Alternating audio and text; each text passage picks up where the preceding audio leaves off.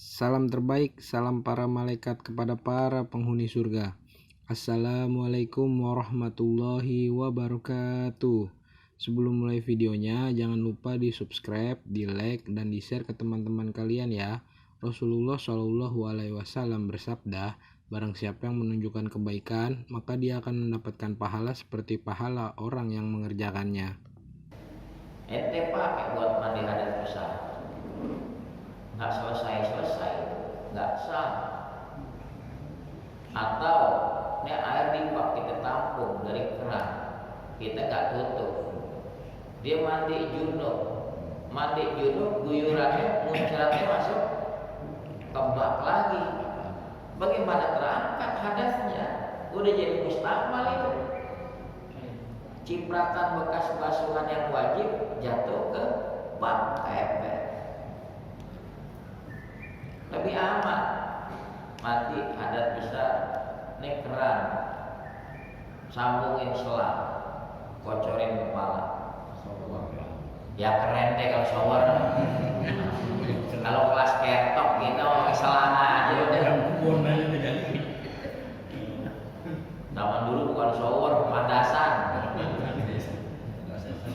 Nimba air di sumur, cari kaling biskuit kongguan yang nggak kepake, pantek pakai paku bolong, sumpulannya pakai sendal jepit bekas. Bener ya? Tapi orang-orang dulu tuh biar kata sederhana gitu, sholatnya rajin-rajin nggak? Loh ini kamar mandi ada di dalam kamar, subuhnya masih apa? Itu di kampung saya gitu. Kurang apa syukurnya, kamar mandi udah di dalam kamar, subuh masih ya. Ibarat kata turun dari pagi mata masih merem, nyampe nggak kamar mandi? Coba zaman dulu kamar mandinya di mana? Di syukur keluar dulu nggak dari rumah? Keluar dulu jalan. Mana hujan gerimis, payung kagak, tebang daun pisang. Tapi hebat, sholatnya rajin-rajin nggak? Itu namanya mensyukuri nikmat. Makanya hidup sederhana orang-orang tua dulu, tapi berkah. Kita banyak orang syukurnya, fasilitas udah Allah lengkapin, sarana prasarana lengkap. Kurang apa? Ngaji begini, Masjid Al-Muttaqin AC komplit, kamar mandi ada, tempat wudhu ada, lantainya masya Allah bersih. Habis ngaji nasi uduk lagi.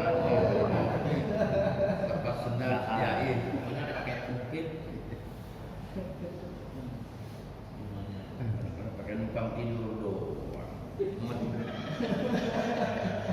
Kagak etika,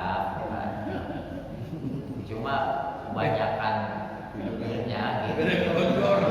Beda ngelonjor doang. Kemudian au-uzilat bihi najasatun, mustakmal tidak bisa yang sudah dipakai untuk mengangkat hadas atau sudah dipakai untuk menghilangkan najis. Wa idza waqa'a fihi najasatun, apabila kejatuhan padanya najis, wa taghayyara biha, dan berubah dengan jatuhnya najis itu ta'mu, rasa air berubah, aulamu, warnanya berubah, aura'ihatuhu, atau baunya berubah. Walau taghayyuran yasira, walaupun perubahan yang sedikit, tanah jasa, maka menjadi najislah air itu. Air seember kita boleh tadahkan dari keran, bersih, suci mensucikan. Kejatuhan tai cicak, walaupun tidak ada perubahan, najis sudah, dia statusnya najis. Makanya perhatiin tuh kalau yang punya kolam di rumah, suka ada tai cicak di pinggir-pinggir kolam. Berapa hari sekali kuras ke kolam. Jadi kalau kita wudhu dari situ, itu udah ada tai cicak. Bagaimana mau bersih sholatnya? Cicak kan depan dia turun dari atas tembok, dia haus, dia minum. Cicak di mana-mana nggak pakai pampers. Ya berak seberak-beraknya.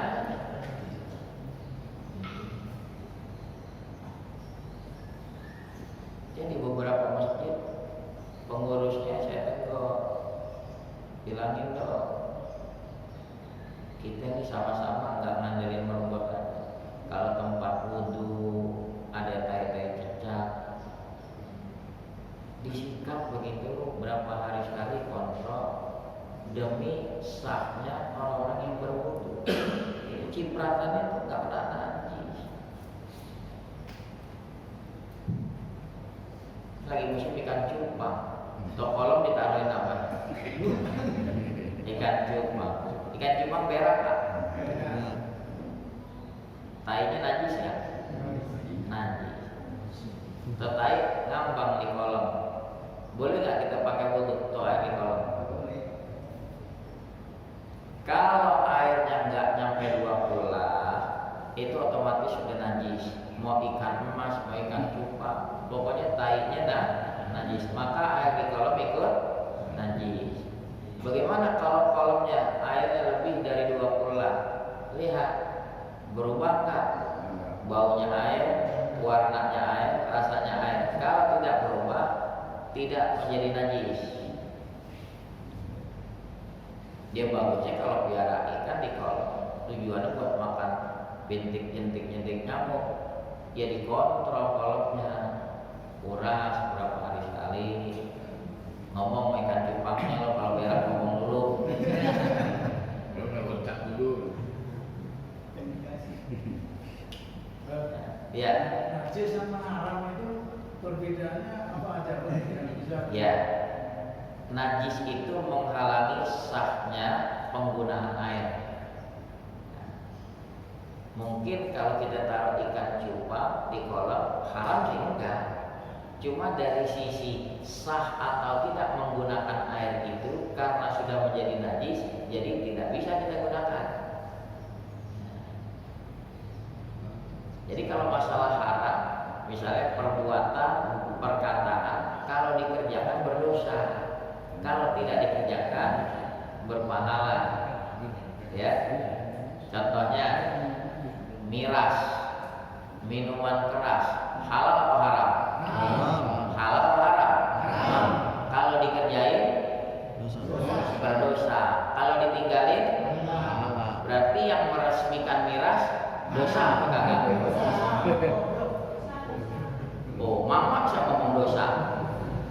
Ada imam lu. Ya. Pada kamana wae, pada mingkem. Gimana generasi mendatang kelak di kemudian hari? Saya nggak bayangin kalau udah dilegalkan begitu itu miras, diecer sama ayu-ayu jamu, habis anak-anak beli di bang 2.000, 3.000 pada teko begini, hancur ada. Ya udah ada loh, udah viral di video, dipakai gerobak resmi, bubur beralkohol. Jadi bubur kacang hijau ada campuran-campuran, mau campuran minuman keras ini. Dia promosiin, wah nikmat, enak, udah terang-terang. Mabuknya sebentar doang, menghibur gua. La ilaha illallah. Jadi jelas ya Pak, perbedaan najis sama haram. Kalau haram boleh jadi barangnya itu tidak najis, tapi tetap haram. Ganja najis nggak? Enggak. Ganja daun tidak najis, tapi haram nggak? Haram. Kalau ganja yang di tukang nasi padang gitu kadang Apa? Oh, pernah kerja sama.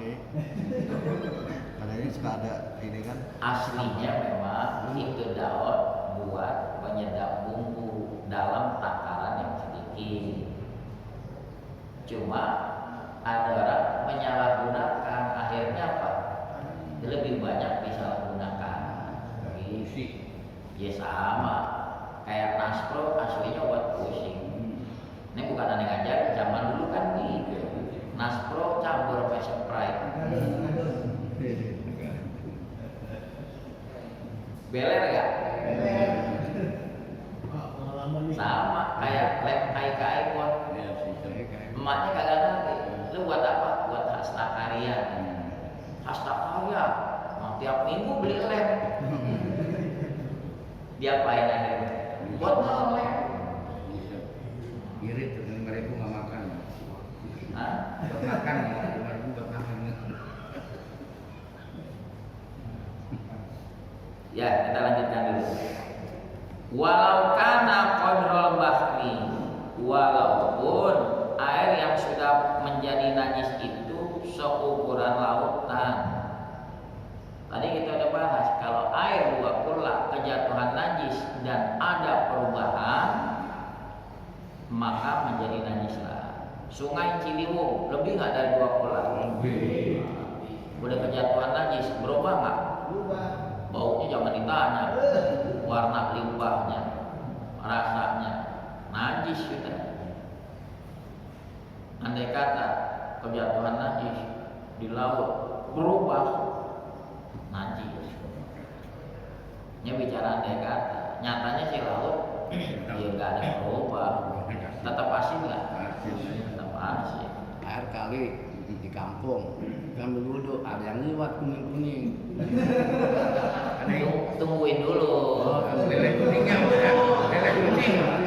biar pepisah molen lewat dulu. Ya bagusnya pas lagi kumur-kumur lagi. Lele kuning. Ya memang kita dulu zaman sekolah kalau camping begitu. Kita wudhunya di mana? Sungainya sih jernih, ngalir. Sungainya jernih. Lagi ada mau kumur-kumur. Pada nendok. Angkat tangan dulu gitu. Lewat ya. Ambil. Makanya Nggak kita dipercaya cari. pokoknya. Pak, kita bikin tendanya di atas lagi. Ada lagi yang mau di atas. Takut.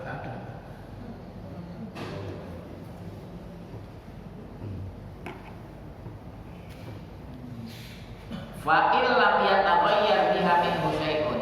Kalau tidak berubah dengan kejatuhan najis oleh sesuatu, lam yatanajas, tidaklah menjadi najis. Illa idza kana aqalla min qullataini, melainkan apabila adalah air itu kurang dari 2 kulla. Kalau air kurang dari 2 kulla, ya sudah. Berubah kagak berubah, tetap hukumnya najis. Bagaimana kalau perubahannya hilang? Tadi berubah baunya, warnanya, rasanya. Sekarang hilang dengan sendirinya. Wa idza zala taghayyuruhu bi nafsihi, apabila hilang perubahannya dengan sendirinya. Au bima'in wudi'a alaihi, dengan air yang diletakkan di atasnya ada tahuran, niscaya dia kembali suci mensucikan. Saya kasih contoh. Air di kolam kita kejatuhan anak tikus, bangkai kan najis kan? Nah, dia kelelep mati, kita angkat. Wah, baunya udah berubah nih air. Sekarang hilang perubahannya, baunya udah gak ada lagi. Dengan sebab apa? Kita buka air keran, air kocorin terus, ngalir terus kan? Ngalir. Terus kita cek lagi ya, udah hilang dengan sendirinya baunya, balik suci mensucikan lagi. Jelas ya? Kalau bicara kental beda, biar kata udah dikocorin air udah ngalir, yang dipakai kumur-kumur. Tadi kan ada bangkai di situ, ya kan baunya udah hilang. Bicara suci, perubahannya udah hilang. Cuma Bang Usup kental Itu enggak. yang Bang Usup gua kuras aja. Enggak bersihin.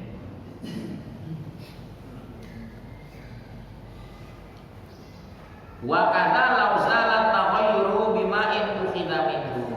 Begitu juga jikalau hilang perubahannya dengan air yang diambil dari situ. Wa kana baqi qullataini, sisa yang diambil tetap 2 kulla, bersih. Air lebih dari 2 kulla. Kejatuhan atau kejatuhan bangkai tikus, kita angkat air di sekitar bangkai tikusnya, kita buang. Setelah kita buang, sisa yang ada 2 tulang udah hilang, perubahannya udah gak bau lagi, itu tetap suci mensucikan. Ustaz, mau nanya Ustaz. Ya. Kan tadi bab nih mandi gitu, mungkin ini udah nggak mensucikan lagi, tapi disiram dari sawat itu boleh nggak? Sisa terakhirnya gitu dari sawat itu Ke badan gitu. ke badan. Itu namanya pembilasan yang Ya, lebih aman. terakhir gitu. Nah sekarang untuk menghilangkan najisnya berfungsi bilasan terakhir itu. Yang terakhir ya. Yang terakhir. Kalau orang-orang bule kita ngikut mandi pakai bak. Ada kita bukan kelasnya deh, kamar mandi juga gak muat. Sendiri lagi. Yang ngelonjor. Model gitu pak. Nah sekarang dia apa? Belum mandi atau air udah dicampur apa? Sabun. Sabun. Tak sambil bahan mandi, tengah-tengah mandi kencing nggak? Kecampur kan? Campur. Kalau umat Islam nggak bisa begitu. Nah sekarang balik ke pertanyaan tadi, kalau seseorang nih di badannya ada hadas besar, habis hubungan suami istri, kemudian di badannya nggak ada najis, itu tidak bisa sekali guyur 2 fungsi. Fungsi mengangkat hadas besar, fungsi mengangkat najis nggak bisa. Habis bagaimana? Guyuran pertama dulu ngilangin najisnya dengan air suci mensucikan. Udah selesai, baru guyuran berikutnya niat mandi mengangkat hadas besar. Jangan dianggap sekali mendayung 2-3 bulan terlampau, itu menghemat air. Sekali guyur yang ada najis sama hadas besar nggak bisa. Ya. Selama itu najisnya najis aini, harus dibasuh tersendiri. Tidak bisa menyatu dengan basuhan mengangkat hadas besar. Sekarang timbul pertanyaan, Ustaz, kalau orang mengangkat hadas besar, dia mandi, airnya udah suci mensucikan, udah terangkat hadas besar, dia pengen sholat tanpa wudu, boleh gak?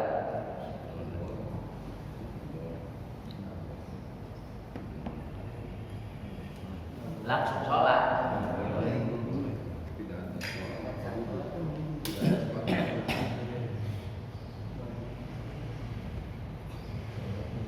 Boleh. Namanya riba. Di dalam kitab Majmu' Syarah mengatakan hadas besar terangkat, otomatis hadas kecil ikut terangkat. Yang besar aja terangkat, yang kecil terangkat. Cuma yang jadi masalah, tengah-tengah mandi ente melakukan hal yang membatalkan wudu apa enggak? Di situ garis bawahi. Orang tengah-tengah mandi hadas besar, kentut. Kadang-kadang kencing. Kadang-kadang tapak tangannya nyentuh kemaluan. Itu karena hal-hal yang dia lakukan, hal-hal yang membatalkan wudu, mau kagak mau udah kelar mandi hadas besar mesti wudu lagi. Kenapa? Karena udah batal